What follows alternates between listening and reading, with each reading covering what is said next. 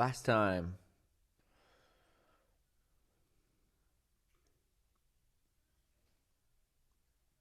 Where were we?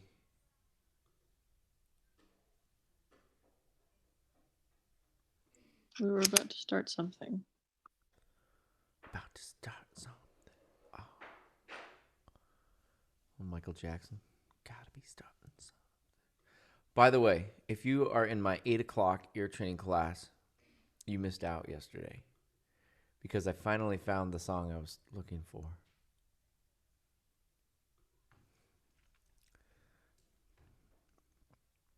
I'm going to play it. Will you tell us real quick? Yeah, I'm going to play it. Okay. We'll have to edit it totally out of the recording.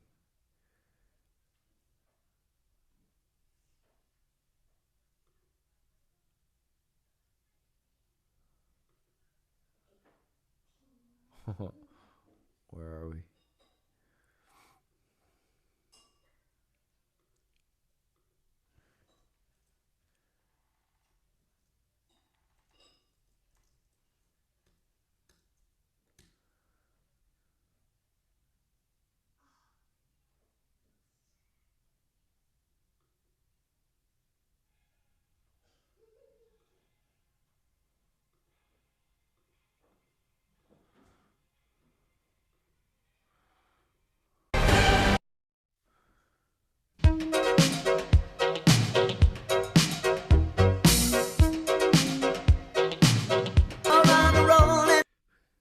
You know this I song. heard that song in so long. I totally 100% forgot about it. Now, the beginning chords were half diminished, second inversion, half diminished, first inversion. Don't you love that I pulled that out of the cobwebs of my brain in the very, very, very back?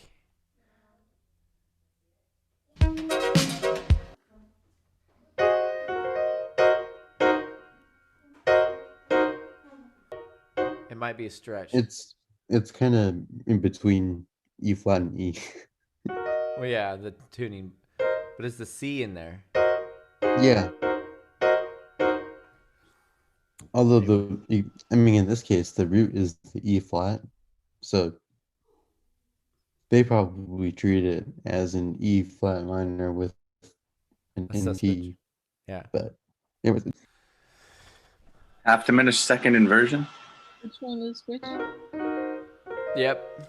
Half diminished second inversion. And then it goes to the first inversion. Okay. Anyway, I was pretty pleased with myself yesterday. It was like right after you guys left. I'm like, I have no idea. I don't even know what the band would be called. I searched for Oingo Boingo. I did not know. And then I'm like, I remember there's lyrics, and it starts last night. So I Googled 80s song lyrics last night, and it came up. I was like, yes, that's it. They're going to die. Always the best when you have like literally like two chords, or you have two two words, and then you're mulling it over the whole day, and you're like, I did this with Pardis once. We were trying to find this song, and it was the strangest song. I don't even remember. what was the point of trying to find it if you can't remember? I don't remember what the context was either. And it was like the cheesiest, lamest song. But it had a musical application.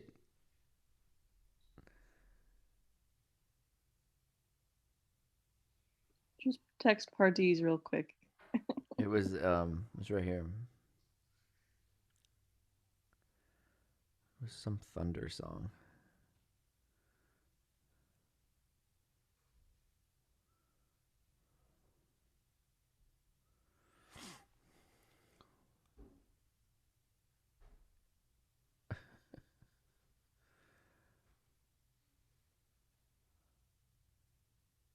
Anyway. Okay. So yay, half diminished, second inversion. We found a song. Now we got to cut. Now we got to cut all that out. Our dance party.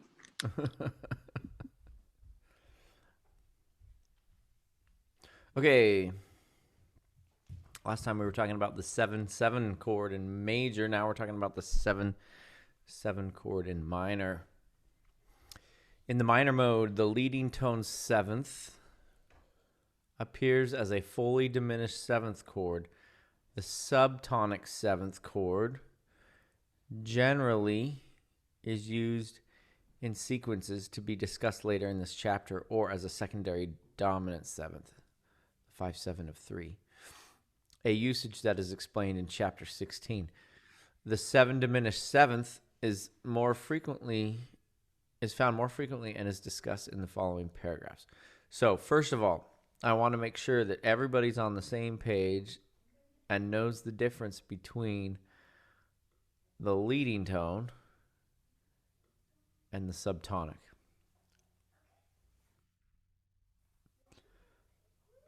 The leading tone is the raised scale degree 7. The subtonic is the not raised scale degree 7. T and Te, right? Yeah. With me? I saw a light bulb go on, so I know at least someone got it. All right. Question is, will it be remembered? Will it be retained? One's diminished and one's major, as shown on the screen in example 15-9 here.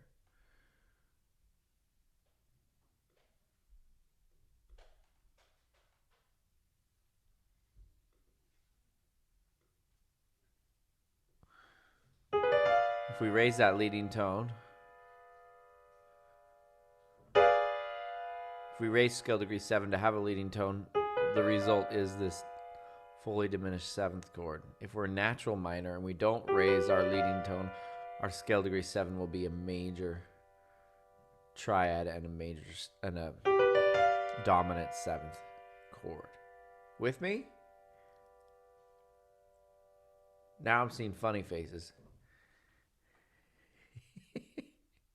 Questions?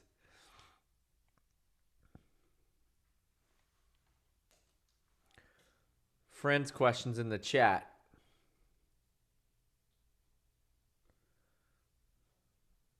I have a question about the 5/7/3. Can you explain that again real quick? Sure.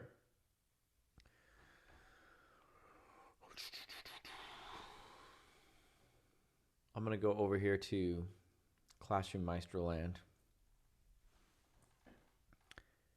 If I can get it to work.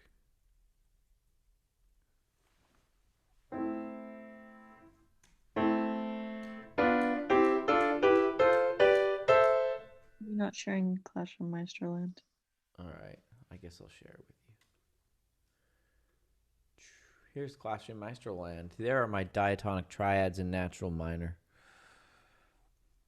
The 1 is minor, the 2 is diminished, the 3 is major, the 4 is minor, the 5 is minor, the 6 is major, the 7 is major, the 1 is minor. Those are our diatonic triads in A natural minor. If we were to do that again in harmonic minor,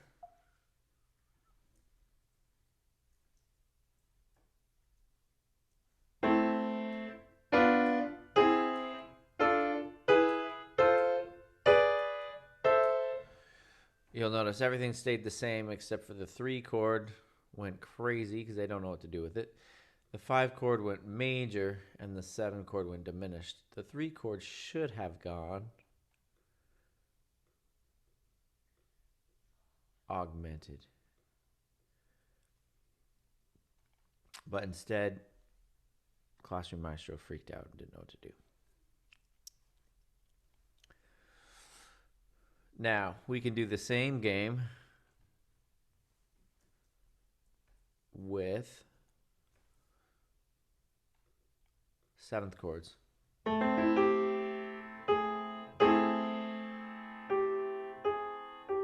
Which will affect Now, not only the 3 chord, the 5 chord, the 7 chord, but it also will affect the 1 chord, because you could raise it or not raise it. You with me?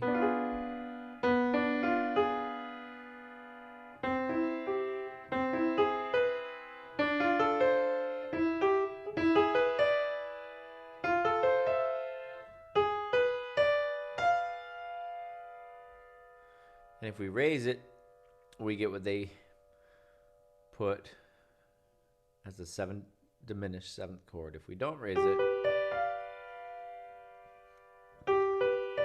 we get the major 7, or we get the 5/7 of 3.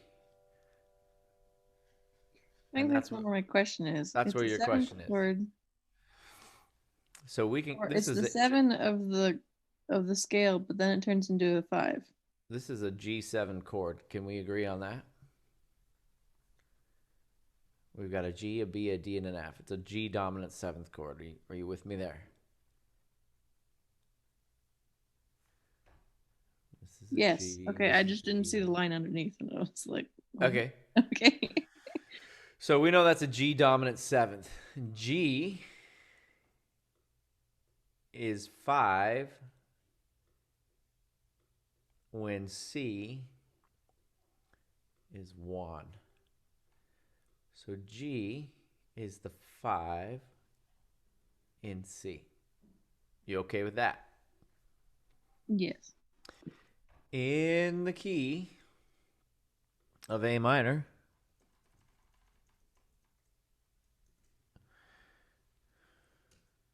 A is 1, B is 2, C is 3, D is 4, E is 5, F is 6, G is 7, back to A being 1. You're okay with that? Yeah. So if we have a G7 chord, that's the dominant of C, and in the key of A minor, C is 3. So this G7 chord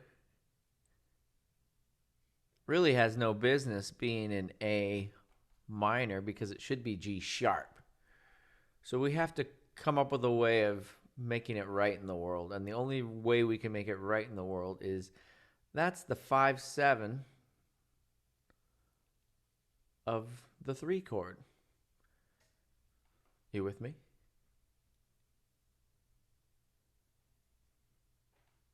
Yeah? Yeah, thank you. So it should be sharps because we're in harmonic minor? Yeah, typically. I mean, harmonic minor is the most commonly found form of minor. So, I mean, Classroom Maestro could also analyze it like the book did and say, all right, well, we're going to call it that. Or they could call it that. Couple different ways of calling it, yeah? So any chord can show up in any key, and you're like, well, that doesn't really belong to the key we're in, so we're going to call it the secondary of that. And that's chapter 16, when I don't have to worry about corrupting your minds anymore, and I let somebody else do it. So that's beyond the chapters that I teach. So that's what secondary dominance. Casually referencing this stuff without explaining it. Yeah, they're putting the cart before the horse for sure, being dumb. So now I've just told you what secondary dominants are, so you can wow whoever teaches you Theory 3 with your preliminary knowledge. I retain it by that time. Cool. So do we get it now? Did I answer everybody's questions? Can I clear my screen? Did I confuse you more? Well, you don't need to know it for this course. You just need to know it for their little teaser if you want to know it at all. And if you don't care about their teaser, like I don't care about their teaser, no worries, no harm, no foul. We just wasted 5 minutes, and that's all that we lost. Cool. All right. So the 7 diminished 7. Oh, I need to go back to sharing that.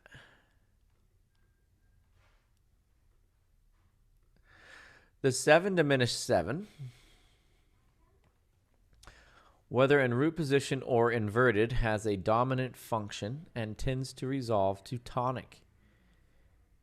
As with the 7 half diminished 7, the fully diminished 7/7 chord may move first to the dominant 7 simply by moving the 7th of the chord down to scale degree 5, as in example 15-10a. The resolution of 7 diminished 7 to 1, however, requires more discussion. The 7 diminished 7 contains 2 tritones, a double dose of Satan.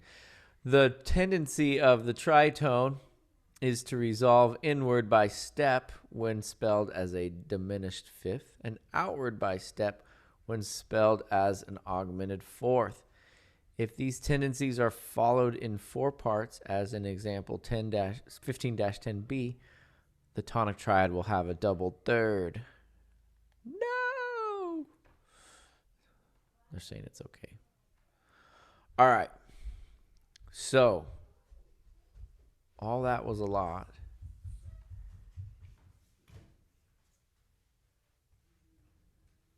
To reference the half diminished 7 and not even show it. That was a lot to tell you that we're now looking for 2 tritones.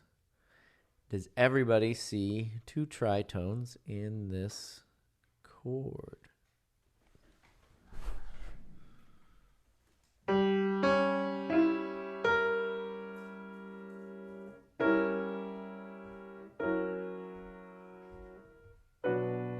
So we're in B minor.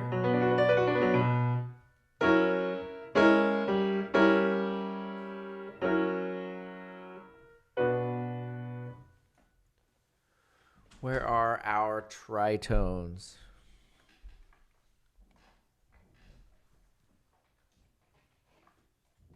One in treble, one in bass. So what you're saying is, we have tritone, tritone.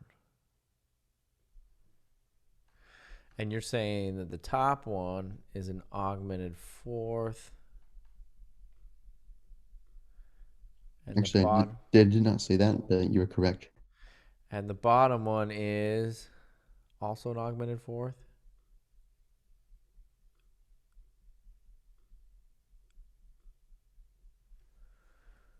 Yeah?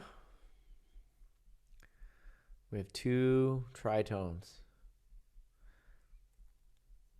To me, that kind of functions as a 1/6/4 chord, because it's going the same place.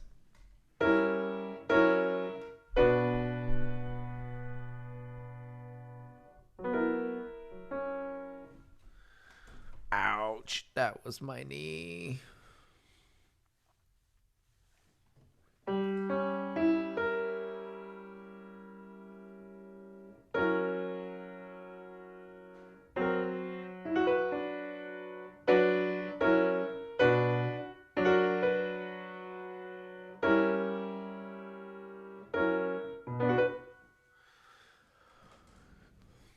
Okay, B. What's going on with B?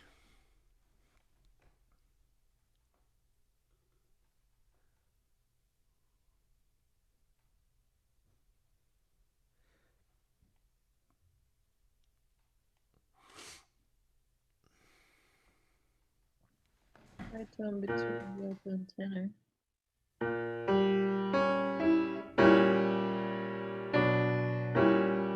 Same chord, voiced differently.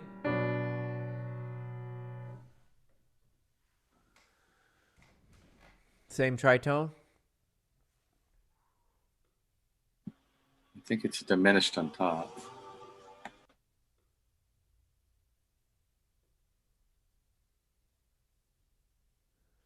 I did not do that right.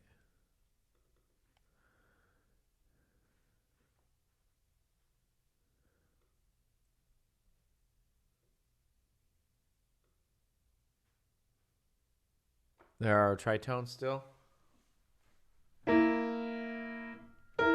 Tritone's an inverse of itself. You knew this, yes? You take the bottom note, put it on the top, you still have a tritone.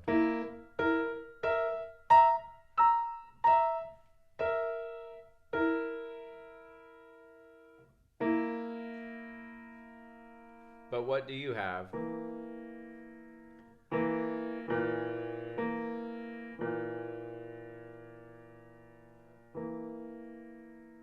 One's a fourth, one's a fifth? Yeah. Yeah?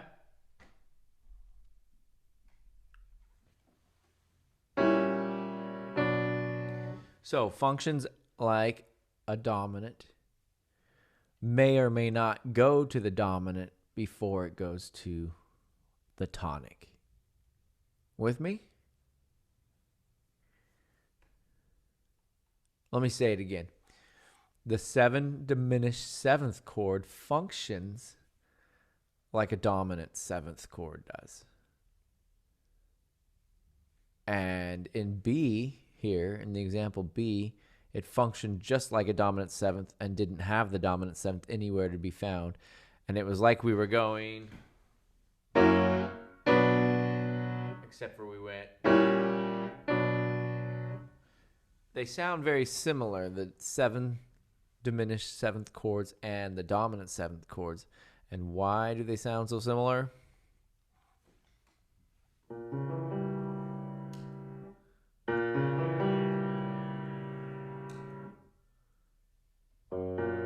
Oh,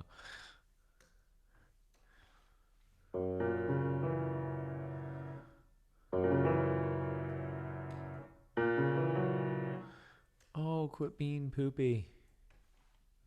Are you trying to show us? No, I am, but I'm not. I wanted to get it on my screen before I showed you. Okay. They share 3 chords. They share 3 tones. Both the 5/7 and the 7 diminished 7 have 3 common tones. And so they sound very similar and they function very similar as well. So back in McGraw-Hill land, they're saying that the 7, wait for it, give me my pencil back.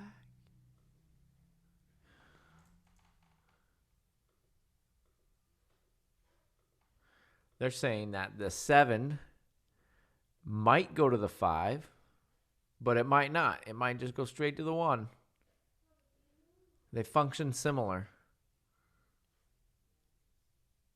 Everywhere else in this example, they did not go to the 5, but in A, they did go to the 5/7. But it doesn't have to. That's all they're saying. They were also saying that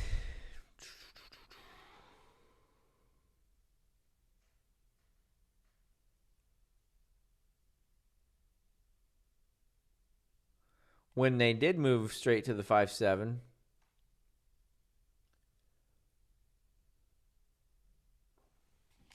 they'd moved the 7th of the chord down to scale degree 5. So the 7th of this chord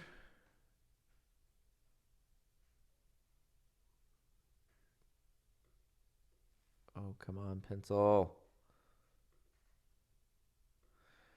The 7 of the 7th chord moved down to the scale degree 5.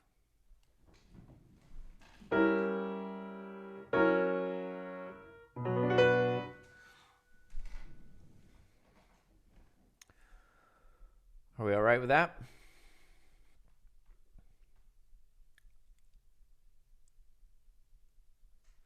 So has a dominant function, tends to resolve the tonic, but can go to the dominant 7th chord. Has two Tonic tritones. is 1. Sorry? Is tonic 1? Tonic is 1. Okay. Dominant is 5. Yep.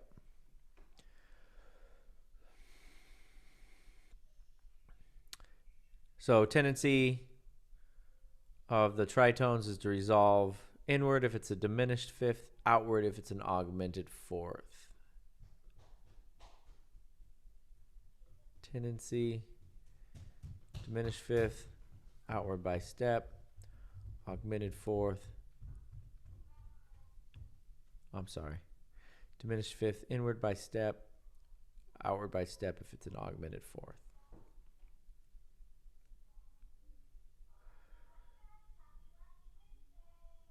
All right. I want to go over the rest of these if that's okay. Part C.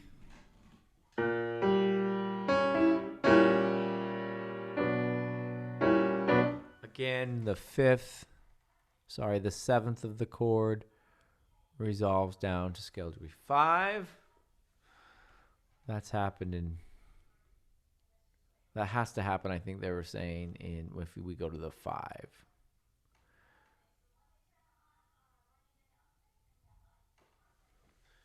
Example D.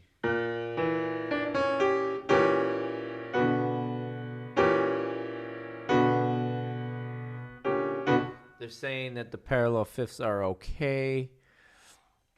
Here it's a perfect fifth. Here it's a diminished fifth.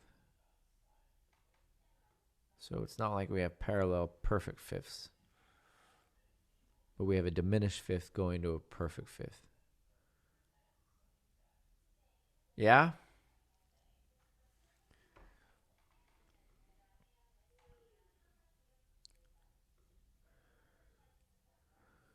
E.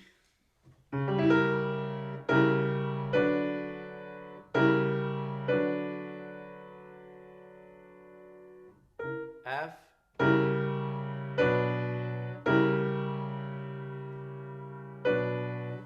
They give F the old question mark.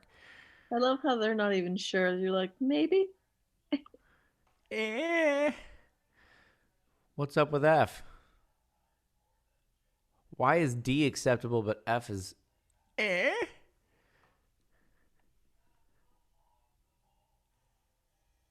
Maybe it's because it's not in the bass. Or because it is in the bass, is what you're saying? Yeah, well, D is acceptable because it's not okay. in the bass. Yeah. Come on, Ethan, tell us the answer. I'm trying to figure it out myself. Is it the way that it resolves in the bass that is questionable? I don't know. It's probably. Does it have to do with the whole tritones resolving out versus resolving in kind of thing? It's like augmented fifths are supposed to resolve inward. You mean diminished fifths? That's what I meant, yeah. But it was acceptable in D. Right, and throwing out threes here. Say that last part again, Ethan. Yeah, I'm just throwing out a theory. Yeah.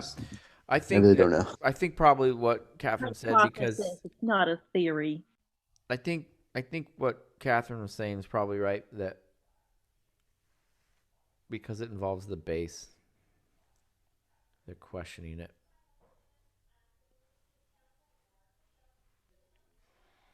All right. Mystery for another day, especially because some of the authors are dead. We'll never know.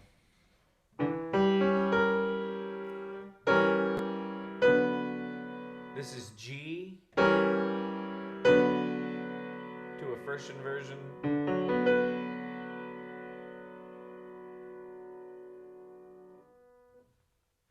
And H.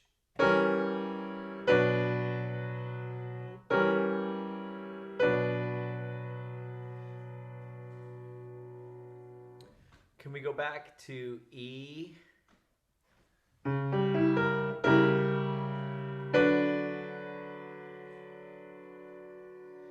What's significant about E again?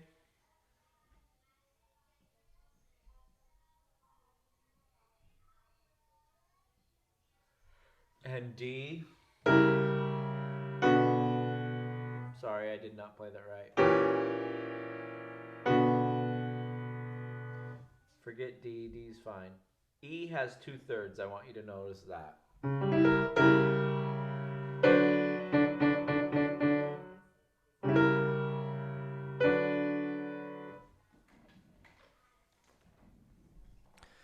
And they said something to the effect of,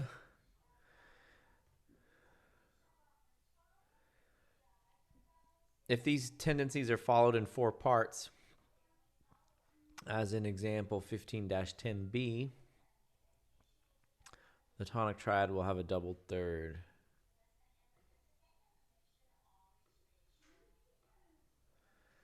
We doubled our third here, though.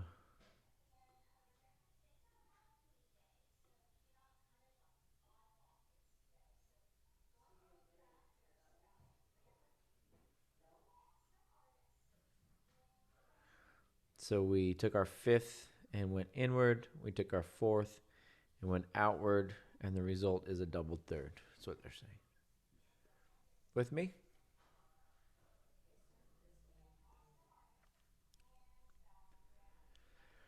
Okay.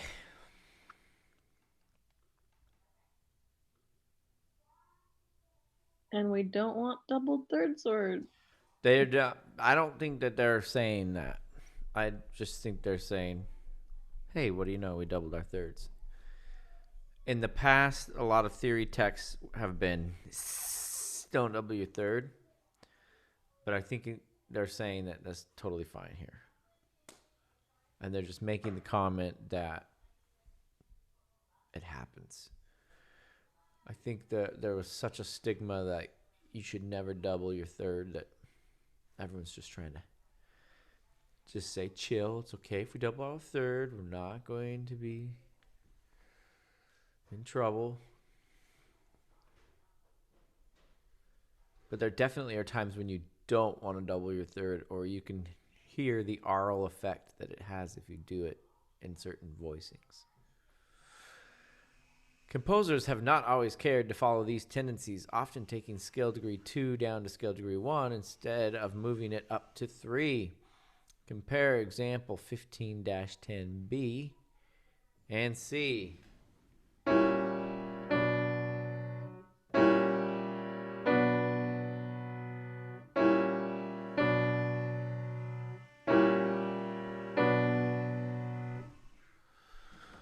In certain voicings, this can result in unequal fifths, like we have in example 15-10D. The unequal fifths, although acceptable when the bass is not involved, go Catherine, are often disguised through the use of non-chord tones.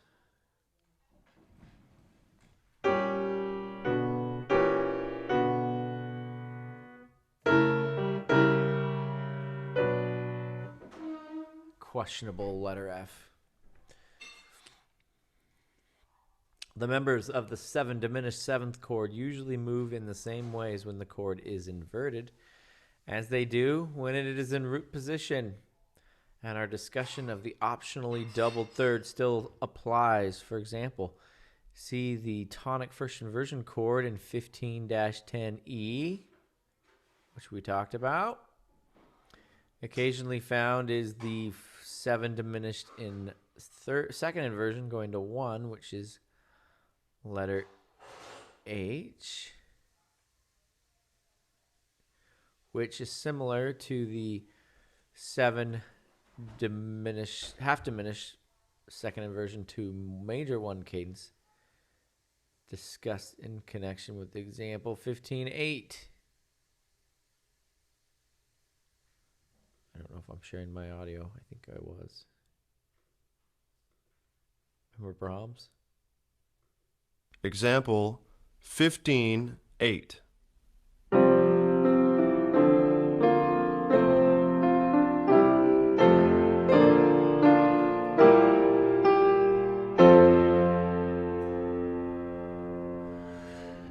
Oh, yes. We remember remember.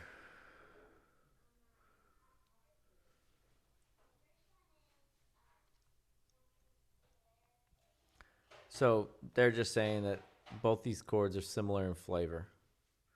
One goes to minor, one goes to major, one's fully diminished, one's half diminished, but they function in similar fashions.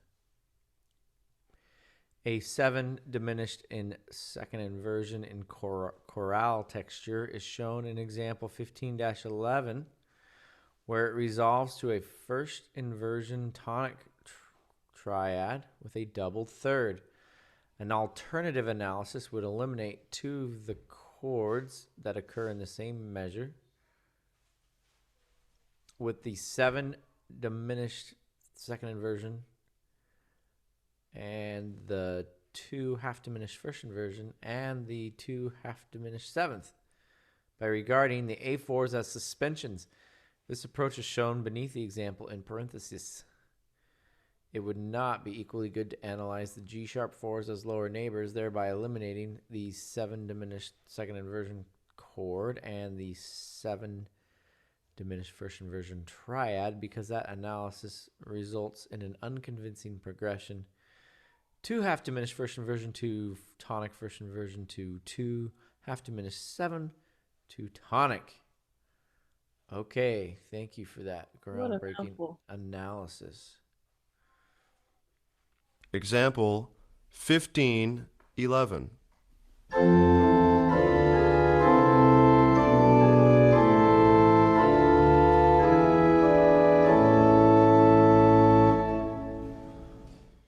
What just happened at the end?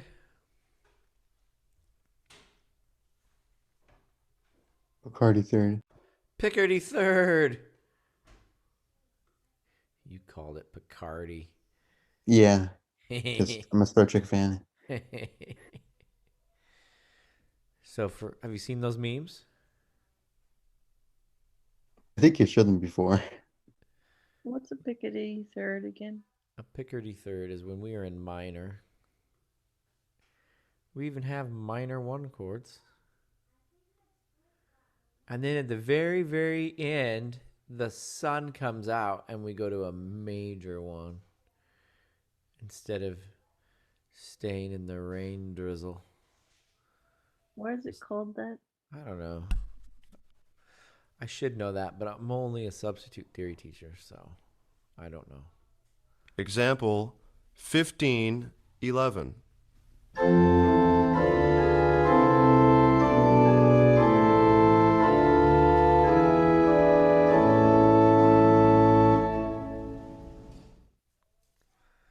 Yay, Picardy thirds. All right. Which is not what we were supposed to be listening to this example for, but that's okay. I like rabbit holes.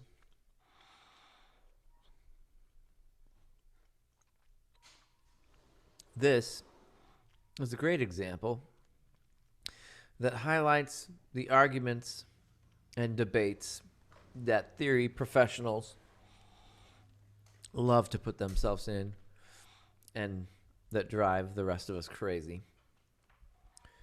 Because we can't fathom why they get paid to do this kind of thing, because it would drive us nuts. So they're saying, analyze it like this, don't analyze it like that. They're saying that you could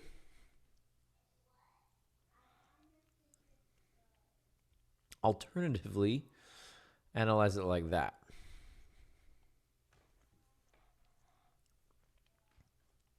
So they are saying analyze it like the 2, 1, 2, 1 thing. They're saying you could analyze it in either of these fashions, but don't analyze it in that fashion because it's unconvincing as a progression. Personally, I'm just trying to play the right notes and make it sound musical, but they're worried about what you're calling it. So, you know, that's the two dichotomies, the theorists and the performers. Not going to spend a lot of time here, but I do want to make the point that you can call things different things, right? We could get away with calling this a 2 half diminished 6/5 or the 7 diminished 4/3.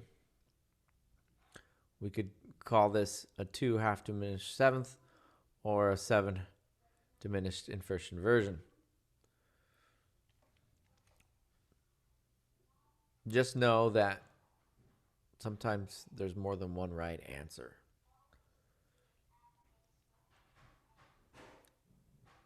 Does that apply to your tests? No, because it's multiple guess and it's only one right answer and it grades accordingly. The test is actually easy, I think, for this class. Ear training, that's another story. This class, you should be fine.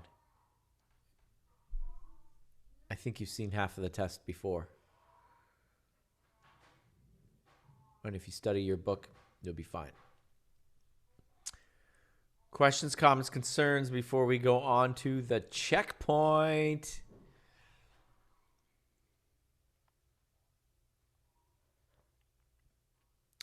Do you remember that chart that I told you that you needed to memorize? Not necessarily get a tattoo of, but memorize? That's question 1 on our checkpoint. The most frequently used diatonic 7th chord is the dominant 7th.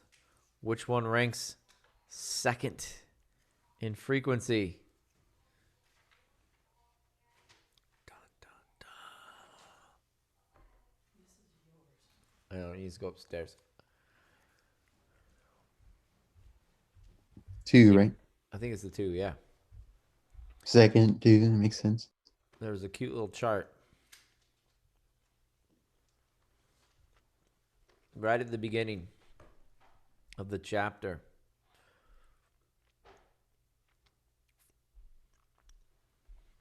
And I said, memorize that. Hint, hint, cough, cough, wink, wink, snicker, snicker. Yeah, it's the 2/7. Oh, you sure? Yeah, so memorize that.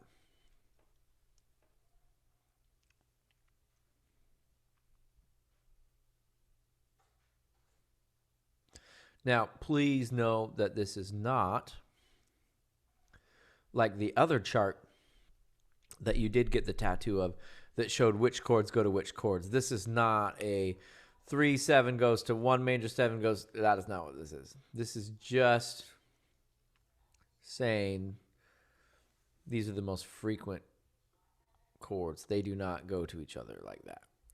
Some of them may, but I don't want you to think, I'm going to go write a pop song, hit song based off of that. That's not what this is.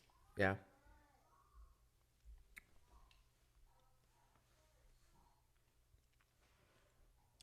Are we good with that?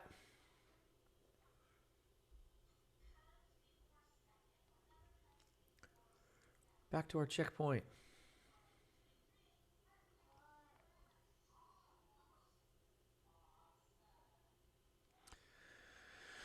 What tones of a 7th chord should not be omitted? 7 and 3. I will buy the 7.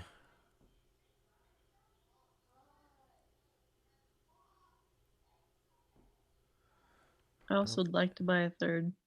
You'd like to buy a 3rd? I think it's the root.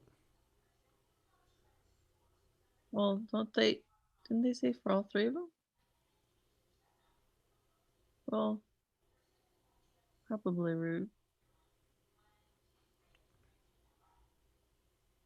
I assumed they meant everything else but the root.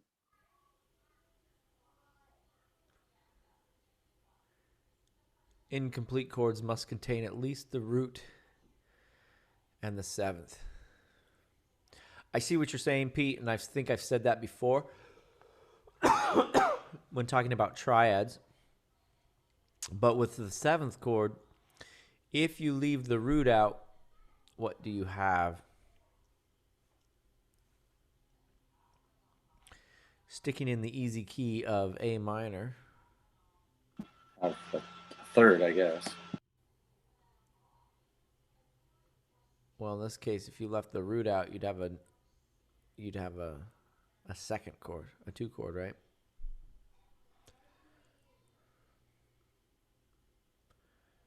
So incomplete chords must contain at least the root and the seventh. Remember that physics demonstration we did on the piano where your ear will fill in that D?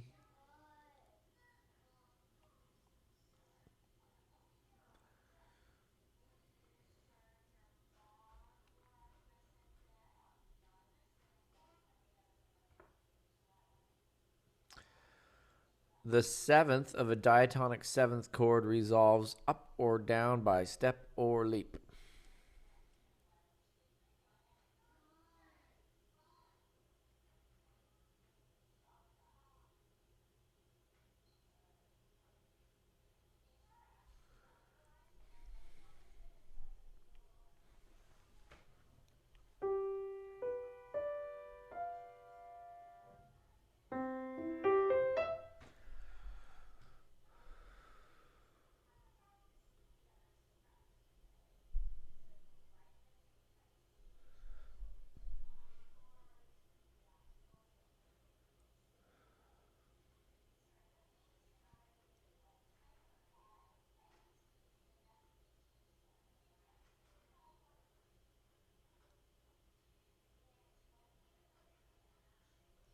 Yeah? Down by step.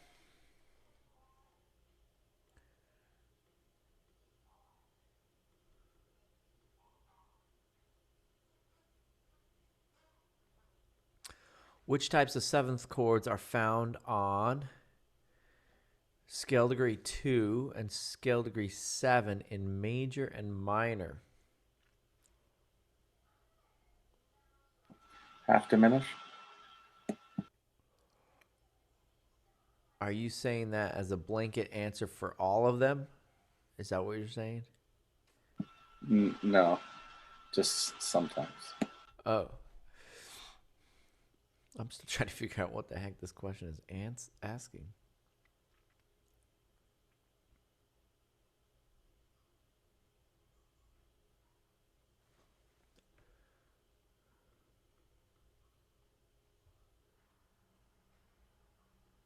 So glad there's a checkpoint.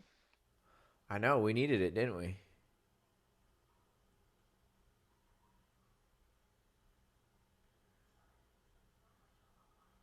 Well, I remember them saying that this is the diagram for major, and the diagram for minor is similar, but we can't really make one.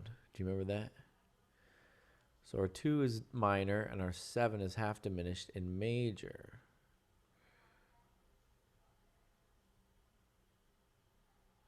But they're specifically addressing something they've already addressed, and I'm not with them.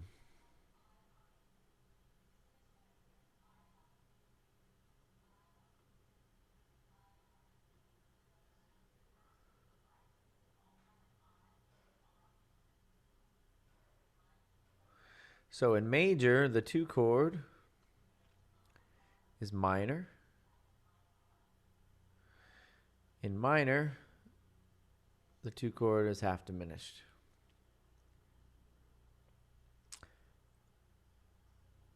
You with me?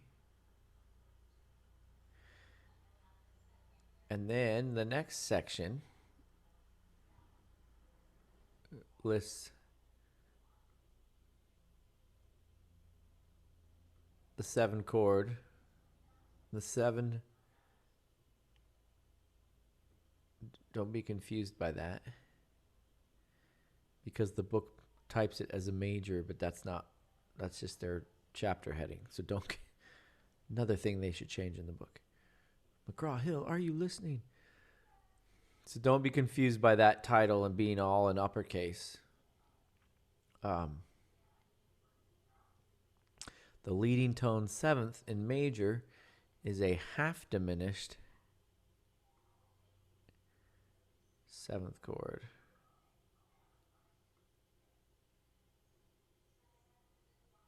Why do they write it out like that? Yeah, They good never write it question. like that. Good question. That's why they have editors like me for free.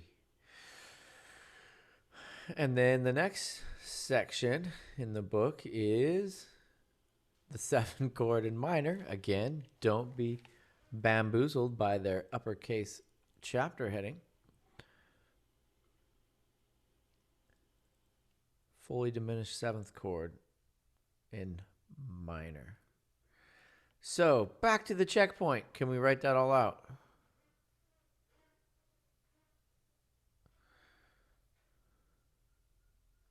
What types of 7th chords are found on scale degree 2 and scale degree 7 in major and minor? So, For 2, it's a minor 2, 2, 7. And then for minor, it's diminished.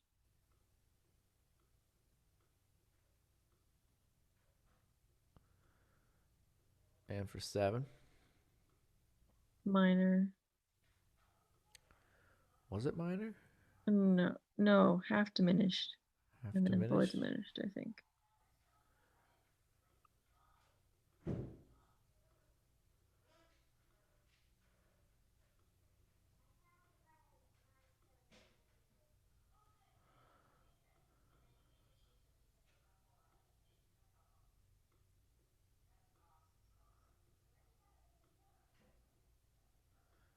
Yay, that looks horrible, but you get the idea.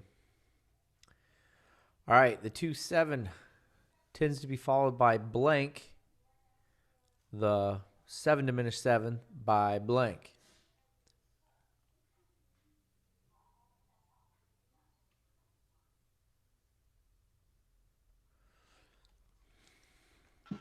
Uh, 2-7 by 5. And 7 by either 5 or 1. Yeah. I think you're right. I also think they don't give us the answers. Is it asking for 7th chords or just general? I don't know. What's your thought? It could be either. You can answer it either way. We'll answer it the other way. What would you? What, is there a difference in the answer? Or would you It just would be different depending on whether it's major or minor.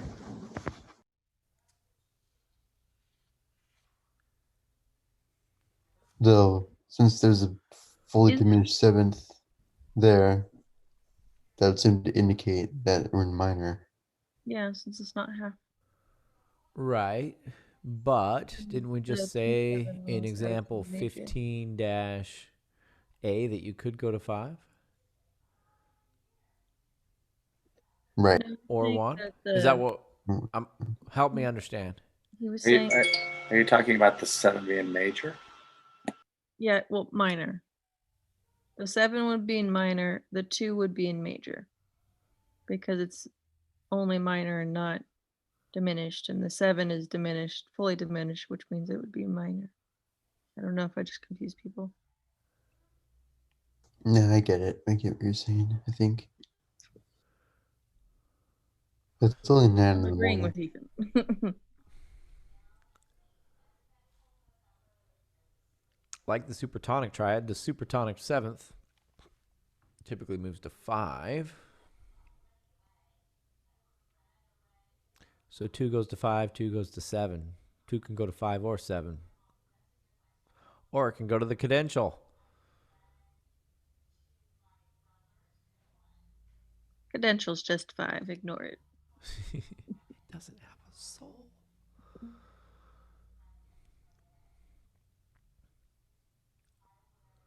All right, did we sufficiently answer that question? So the 2-7 in major can go to 5 and 7, and the 7 in minor can go to the 5 and 1. Correct. Okay. Which chord discussed in this chapter contains 2 tritones? Fully diminished 7.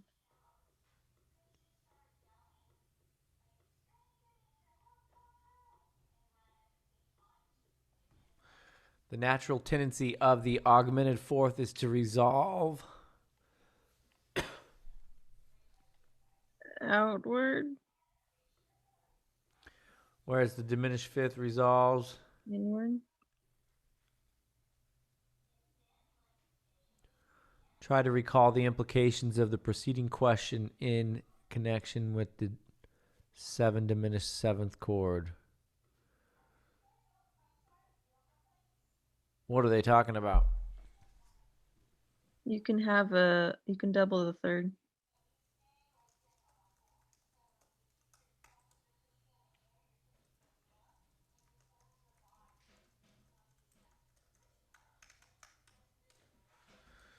Excellent.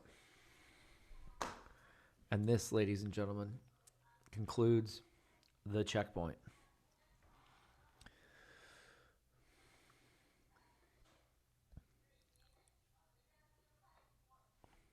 We have made it.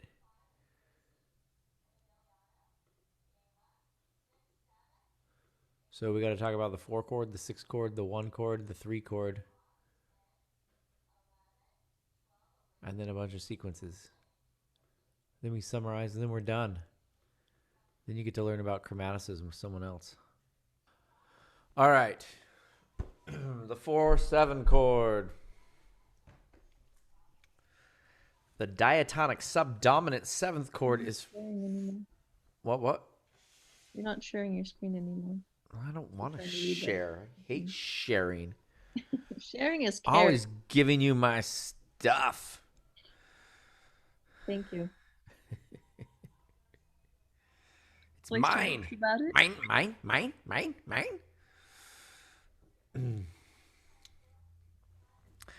The diatonic subdominant 7th chord is found in the forms shown in example 15-12. We are in D major.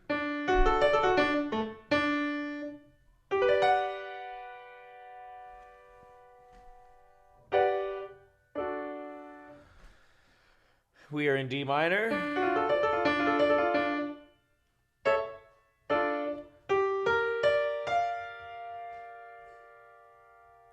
And very infrequently,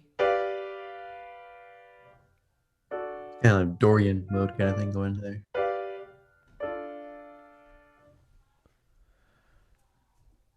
that was like I was about to yell at him. I'm like, so I not don't. helpful. This 15-12 example. Like, way to set up the context there, Buck. Like the subdominant triad, the subdominant 7th moves to 5 or 7 diminished in first inversion, often passing through some form of the 2 chord along the way. The resolution to the minor 2 chord, the minor 2/7 chord, possibly inverted, is especially easy to handle because only the 7th needs to move. This is illustrated in example 15-13A. We are in A major.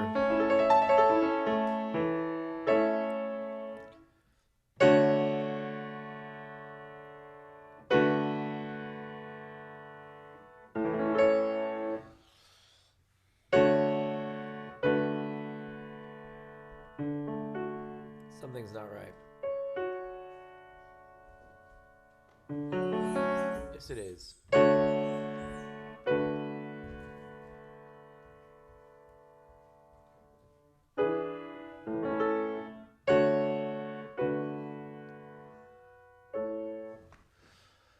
So, you already knew this, especially if you took my piano 2 class. There's only one tone difference between the 4 chord and the 2 chord. That's why we can substitute those 2 chords for each other. If you've not signed up for my piano 2 class, there's plenty of room in the fall. If you need my piano 1 class, there's plenty of room in those as well. If you want to try to take piano and not take me at all, I suggest taking the Tuesday night at 6 class. 6 to 10 on Tuesday nights. Just your friendly service reminder to take your piano classes. Yeah? Especially if you're transferring to a school like State. You cannot achieve junior status until you have taken your piano proficiency exam over there and tested out of their 3 classes. So that means if you were hoping to go to City College for 2 years and then state for 2 years and be done with a bachelor's degree, you better have gotten your piano done in your first 2 years at City, or that ain't going to happen. Questions on that?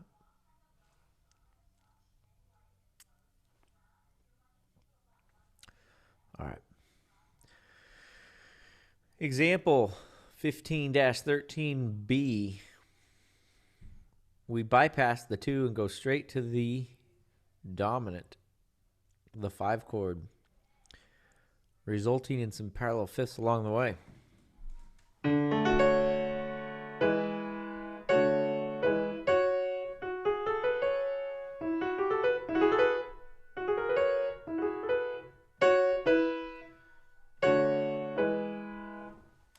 And they don't mention boo about it, but I bet you they do underneath.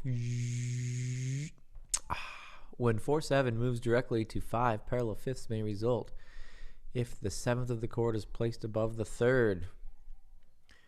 This can be corrected, although they didn't write poor or bad or question mark,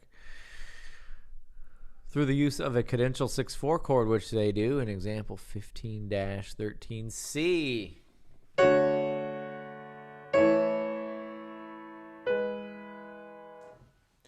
Or by doubling the 5th of the 5 chord, like they did in 15-13D. Oh, I hate it. I'd rather have parallel fifths. Yuck. Otherwise, the voice leading to and from the root position subdominant 7th is smooth and offers no new problems. So what are they saying? Are they saying it's okay?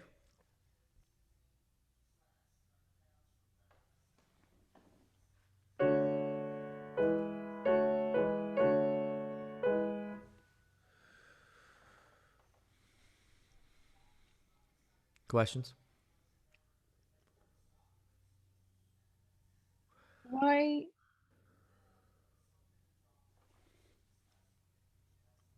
Why what? I'm not sure. The question hasn't formed yet, but I'm not solid. Do they mean that as a minor 4 and a major 4? Because they have it written as a minor 4 in the Where text.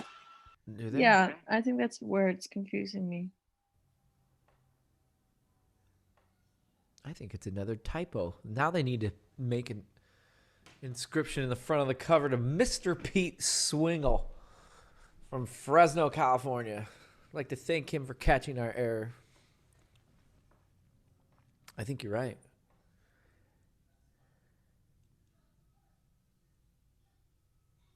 You go to the first paragraph real quick. The first paragraph. Okay. The diatonic subdominant 7th chord is found in the form shown in example 15-12. Not helpful. So why isn't it just 4/7? Why does it have to be 4 major 7? Because of your key signature. Your key signature results in your outer shell being a major 7th, not a dominant 7th.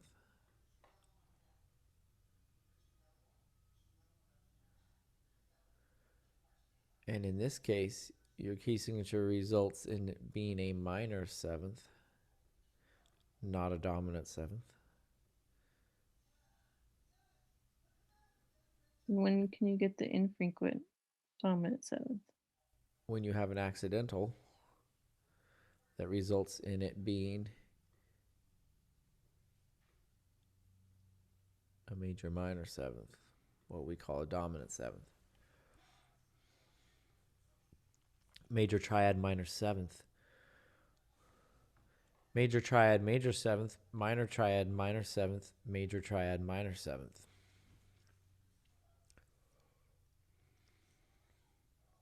Thank you. Mm-hmm.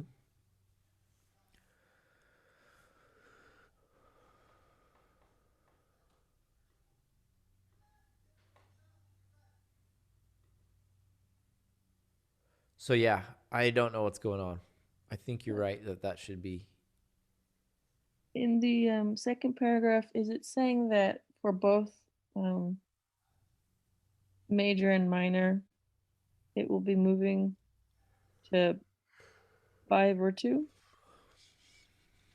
I Or is it assume so. okay? Or They is don't. this just the major form of the? I don't know how to call the major seventh 7. Say that again. Example 1512A. How do you call that 4? This is the subdominant major 7th chord. Okay. This is the subdominant, the minor subdominant 7th. And this is the, I guess I would just call it the subdominant 7th. But because it's infrequent, I would probably distinguish that it is a major 4 subdominant 7th. I don't know. These are good questions.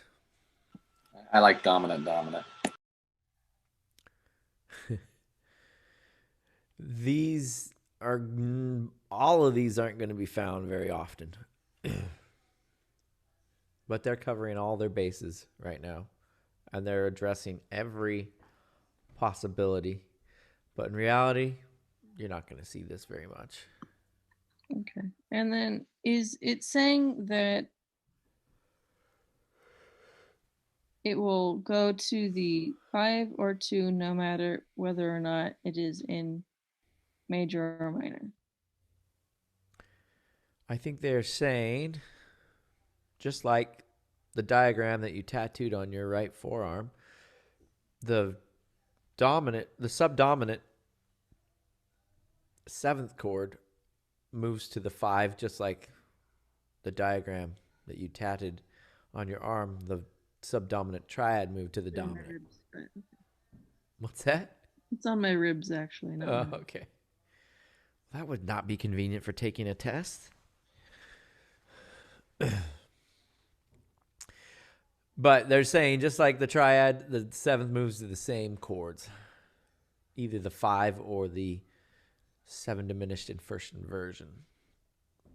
Although it can pass through the 2 chord, just like that little dot of the first diagram, right? So they're just wanting you to know, just like the triad, move in the same places. Say again? What dot of the first diagram? Well, oftentimes they had a dot. You could go there or there.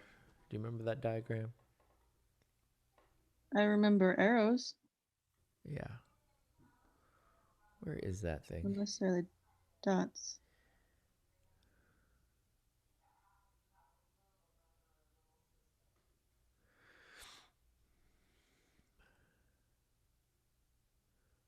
The one had the dotted line. It can go anywhere.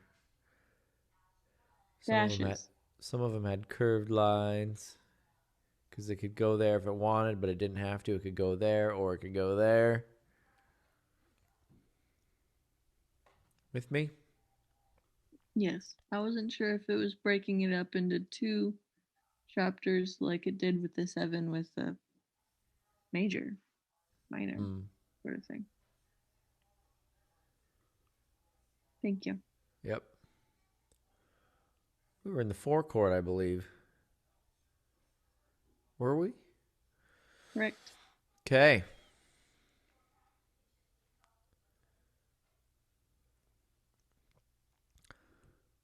We talked about parallel fifths. We're not sure if what they're saying about them.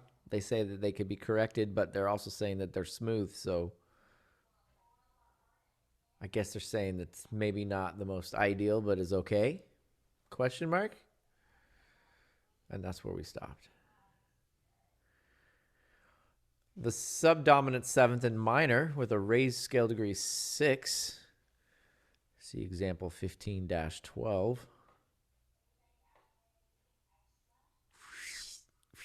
This infrequent one with a raised scale degree 6, the B natural. is a major minor 7th chord, but it does not have a dominant function. Instead, it results from ascending motion toward the leading tone, scale degree 6, scale degree 7, raised scale degree 6, raised scale degree 7 to scale degree 1, as in the Bach example shown next. This phrase is especially interesting in that it contains subdominant chords using both raised scale degree 6 and lowered scale degree 6, as well as a dominant triad inversion version using raised scale degree 7, and a minor dominant triad inversion version using lowered scale degree 7. Notice also the Phrygian cadence. Example 15-14.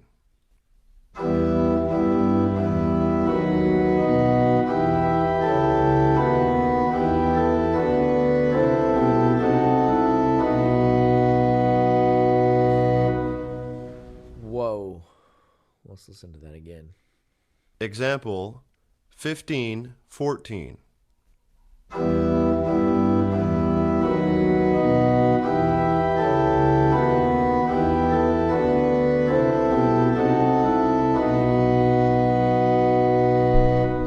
All right, that was fun. So this is a dominant 7th chord, but it doesn't function as a dominant 7th chord. It functions by moving 3 chords in a row. We're in E minor. We have raised scale degree 6, the C sharp. We have raised scale degree 7, the D sharp. And we have scale degree 1, the E. So we have this rising bass line thing going on. So it doesn't function as a dominant in the sense that it goes from the dominant chord to 1, but rather stepwise motion in this case. And dominant, you mean by major minor chord and not the 5? Major minor 7th chord. Although the 5 is a major minor 7th chord. So you can kind of use them interchangeably. Okay. Yeah. One more time. Try to focus on the chord in the pink box and the chords after. Example 15-14.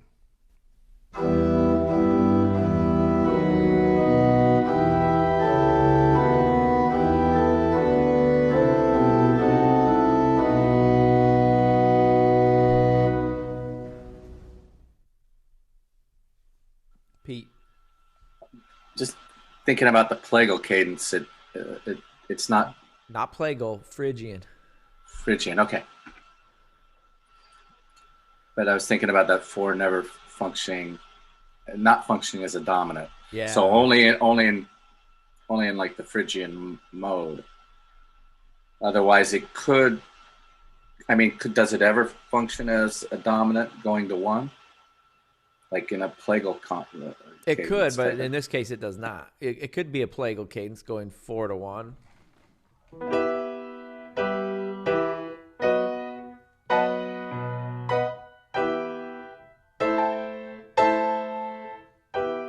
It could have done an Amen cadence, but it didn't. It did the Phrygian cadence, which is where I want to pick up next time. Can you explain Phrygian cadence real quick? No. Sure. I can't real quick. And that's why I wanted to start on it on Monday and leave you hanging all weekend long. Oh, damn. I know your curiosity is going to kill you and you're going to go look it up on Wikipedia, huh? Nope. All right. Wikipedia is way worse than Dr. B, so Huh? I wouldn't be able to understand it. All right. We'll pick up on the Phrygian cadence on Monday. We'll see you all tomorrow in ear training. Thanks, Doc. Alrighty. Dr. B.